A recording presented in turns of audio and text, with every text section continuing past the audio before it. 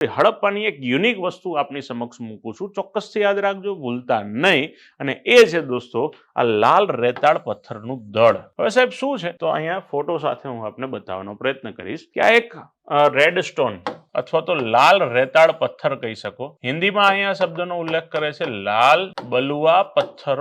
Okay, એ આપણને ક્યાંથી પ્રાપ્ત થયું? તો કે સાહેબ આ હડપ્પામાંથી આ સાઇટની એક વિઝિટ કરેલી છે, આ એનો ફોટો છે, આપ એ પણ ઓબ્ઝર્વ કરી શકો છો. સાથે દોસ્તો એવું કહી શકાય કે આ જો માટલાની બનાવટ જો આપ જોશો તો તમને આ ટેરાકોટાના માટલા જોવા મળે છે. ટેરાકોટા એટલે મે બી કદાચ તમને બધાને ખ્યાલ હોઈ શકે કે ટેરાકોટા એટલે કે પકવેલી માટેનું માટલું છે. પણ અહીંયા આપ જોશો તો પકવેલી માટીનું માટલું તો ખરું, પણ એ પણ ડિઝાઇનર છે, પ્રોપર શેપ આપવામાં આવેલો છે, એની અંદર ચિત્રકામ પણ કરેલું છે, તો શિલ્પીઓ હોશિયાર હતા. ઓકે, આ જો આપ ખાલી માત્ર ને માત્ર એક બળદગાડું જોવો છો તો એ બળદગાડાની અંદર પણ તમને ખાસ ખૂંદ પણ બનાવતી જોવા મળે છે, બળદ પણ પ્રોપર બનાવેલા છે, વ્યક્તિ જે છે એને પણ સારી રીતે બનાવવાનો પ્રયત્ન કરેલો છે, માથે પાઘડી પણ પહેરાવેલી છે, પાછળ માટલું પાણી ભરવા માટે પાલટી ગયા છે. ઓકે, તો આ બધી વસ્તુ દેખાડે છે કે અહીં સમયે લોકોએ ચિત્રકલા જે છે અથવા મૂર્તિકલા જે છે એની ખૂબ સારી જાણકારી છે. ઓકે, અહીંયા પક્ષી જોવો છો, તમને કદાચ સ્પેસિફિક નહીં પણ બતક જેવું એક પક્ષી જેવો આકાર તો જોવા મળે છે. એનો મતલબ આ સમયના લોકો જે છે એને મૂર્તિકલામાં ધીરે ધીરે પોતાની આવડત ડેવલપ કરવાનો પ્રયત્ન કરેલો છે.